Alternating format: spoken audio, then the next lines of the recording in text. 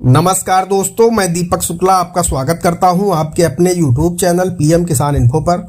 दोस्तों, आज के इस वीडियो में हम आपको जानकारी देंगे, अगर आपको पीएफएमएस रिजेक्ट होने के चलते पीएम किसान योजना का लाभ मिलना बंद हो गया है, यानी जहां पर आपके बेनिफिशियरी स्टेटस में लिखा था farmer record has been accepted by PFMS bank, वहां पर अब लिख चुका है farmer record has been rejected by PFMS bank, या फिर करेक्शन पेंडिंग एट स्टेट, या फिर नेवर इनेबल डीबीटी, या फिर रिवैलिडेशन। कुछ इस तरह की एरर आपके पीएम किसान के बेनिफिशियरी स्टेटस में जो कॉलम है पीएफएमएस बैंक स्टेटस का, वहां पर लिख चुका है। तो जिसके चलते आप लोगों को पीएम किसान योजना का लाभ मिलना बंद हो गया है, या फिर अगर आप स्टूडेंट हैं तो फिर आपको स्कॉलरशिप भी इस बार नहीं मिली होगी।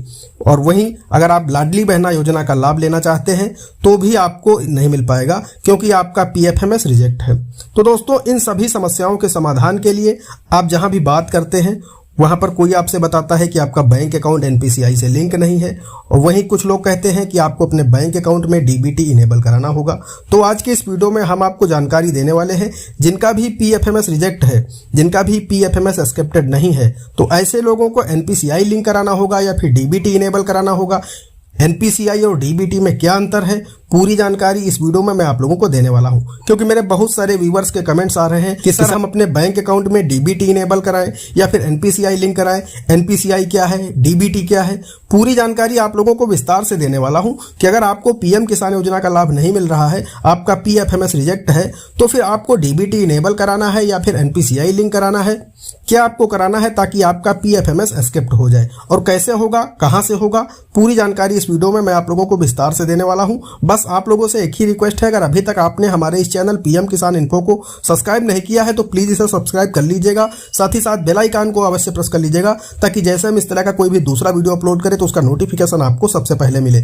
चलिए शुरू करते हैं। दोस्तों, करोड़ों किसानों को पीएम किसान योजना की 12वीं किस्त और 13वीं किस्त इस वजह से नहीं मिली क्योंकि उनका बैंक अकाउंट एनपीसीआई से लिंक नहीं था। तो उनका जो पीएफएमएस बैंक स्टेटस है वहां पर लिख चुका है farmer record has been rejected by PFMS bank, यानी जो पीएफएमएस बैंक है उसके द्वारा आपका जो रिकॉर्ड है उसे रिजेक्ट कर दिया गया है, आपका डेटा उसे कंप्लीट नहीं मिला है, जिसकी वजह से आपको पीएम किसान योजना का पैसा नहीं मिल पाया है। और उनका जो रिजेक्टेड है पीएफएमएस, वो एक्सेप्टेड कैसे होगा, क्योंकि बहुत सारे लोग कहते हैं अपने खाते में डीबीटी इनेबल कराओ, बहुत सारे लोग कहते हैं एनपीसीआई लिंक कराओ। तो आखिर जो किसान है वो परेशान है, वो ये जानना चाहता है कि डीबीटी इनेबल कराएं या फिर एनपीसीआई लिंक कराएं, और अगर दोनों कराना है तो कैसे दोनों होंगे, अगर दोनों का मतलब एक ही है तो फिर हमें क्या कराना होगा और कहां से कराना होगा, कैसे कराना होगा, इनके क्या मतलब है। एनपीसीआई भारत सरकार की एक संस्था है जो कि ऑनलाइन ट्रांजैक्शन को देखती है, फिर चाहे वो रुपए डेबिट कार्ड के ट्रांजैक्शन हो, या फिर आपके पॉस के ट्रांजैक्शन हो, या फिर एईपीएस के ट्रांजैक्शन हो, या फिर कुल मिलाकर के यूपीआई के ट्रांजैक्शन हो। जो भी ऑनलाइन तरीके से ट्रांजैक्शन होते हैं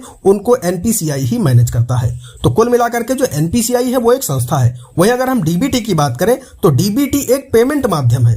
दोस्तों, आप लोगों को यहां पर समझना होगा, एनपीसीआई भारत सरकार की एक संस्था है जो कि ऑनलाइन ट्रांजैक्शन को देखता है, जो कि मैनेज करता है। वहीं जो डीबीटी है वो एक ऑनलाइन माध्यम है पेमेंट करने का।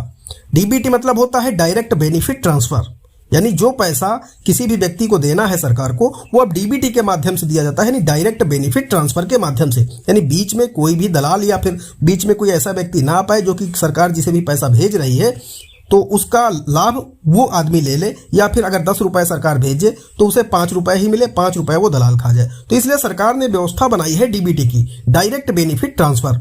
जितना भी पैसा वहां से भेजा जाएगा सीधे उस व्यक्ति के खाते तक वो पहुंच जाएगा, उतना ही पूरा पैसा। तो दोस्तों, जो ये डीबीटी है ये पेमेंट का सिर्फ एक माध्यम है, ये डायरेक्ट बेनिफिट ट्रांसफर, इसे डीबीटी बोलते हैं। लेकिन जो एनपीसीआई है वो मैंने आपको बताया एक संस्था है भारत सरकार की, जो कि इस तरह के ट्रांजैक्शन को देखती है, फिर चाहे वो रुपए डेबिट कार्ड के ट्रांजैक्शन हो, या फिर यूपीआई के ट्रांजैक्शन हो, या फिर पॉस के ट्रांजैक्शन हो। इन सभी तरह के ट्रांजैक्शन को एनपीसीआई ही मैनेज करता है। वहीं जो मैंने आपको डीबीटी बताया वो सिर्फ और सिर्फ एक पेमेंट मोड है। तो यहां पर मैं आपको बताना चाहता हूं, डीबीटी और एनपीसीआई दोनों का मतलब एक ही है। आप लोगों को परेशान नहीं होना है कि डीबीटी अलग से कराना होगा, एनपीसीआई अलग से कराना होगा। कुल मिलाकर मेरा कहने का मतलब यह है, जब आप अपने बैंक खाते को डीबीटी इनेबल कर देते हैं, यानी जैसे ही वो डीबीटी इनेबल हो जाता है, एक्सेप्ट करता है, तभी पैसा आपके खाते में आएगा। एनपीसीआई बात वही है, नेशनल पेमेंट कॉर्पोरेशन तक जब आपका अकाउंट लिंक होगा तभी आपको डीबीटी का लाभ मिल पाएगा। तो दोनों का मतलब एक ही है, डीबीटी और एनपीसीआई में कोई भी अंतर नहीं है। आप लोग परेशान न हो कि डीबीटी अलग से कराना है, एनपीसीआई अलग से कराना है।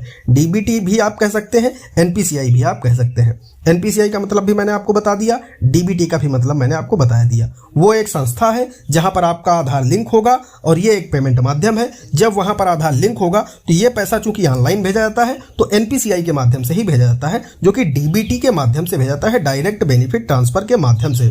तो दोस्तों आई होप आप लोग अच्छी तरह से समझ गए होंगे कि डीबीटी और एनपीसीआई में कोई भी अंतर नहीं है। आप कुछ भी कह लें, आप डीबीटी कह लें या फिर एनपीसीआई कह लें, आप बैंक में जाकर के अगर ये कहेंगे कि मेरे खाते को डीबीटी इनेबल कर लें तो एक ही बात है। अगर आप कह देंगे कि मेरे बैंक खाते को एनपीसीआई से लिंक कर दें, एक ही बात है, कोई भी अंतर नहीं है। दोस्तों वीडियो पसंद आया हो तो वीडियो को एक लाइक कर दीजिएगा, साथ ही साथ चैनल पर नए हैं, चैनल पर पहली बार आए हैं तो चैनल को सब्सक्राइब जरूर कर दीजिएगा। दोस्तों आज की वीडियो में इतना ही, मिलता है अगले वीडियो में किसी अगले इंटरेस्टिंग टॉपिक के साथ। तब तक के लिए जय हिंद, जय भारत।